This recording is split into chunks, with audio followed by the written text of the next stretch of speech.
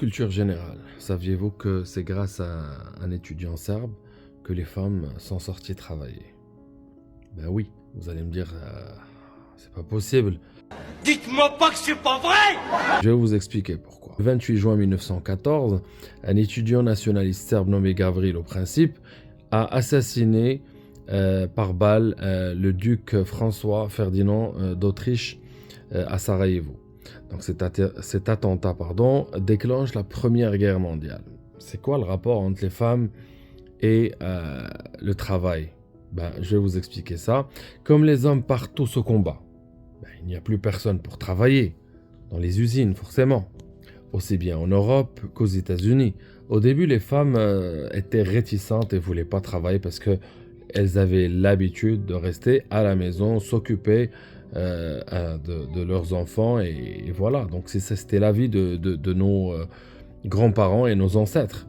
Et les gouvernements lancent une propagande massive en affichant des slogans comme Yes We Can, c'est-à-dire que comme quoi la femme qui travaille ou la femme qui va travailler, forcément, elle aura plus d'impact, elle aura plus d'indépendance et peut-être elle sera plus forte que celle qui reste à la maison. Face à cette pression, elles finissent par accepter d'accepter pour prendre ce relais-là.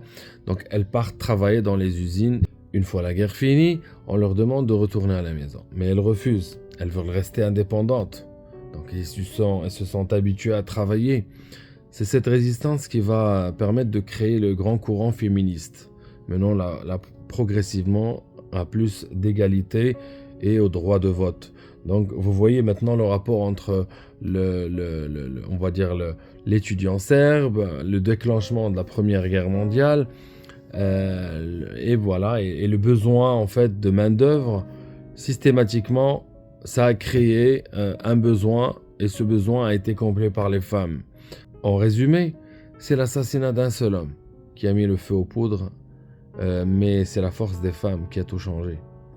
Que la femme travaille ou qu'elle s'occupe de son foyer, ça reste un choix personnel et on ne peut pas dire que la femme qui travaille est plus intelligente ou la femme qui reste à la maison est moins intelligente.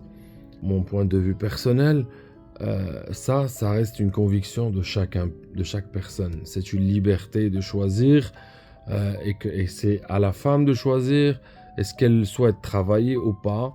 Est-ce qu'elle souhaite avoir cette indépendance absolue ou pas? Et il faut respecter le choix de chacun.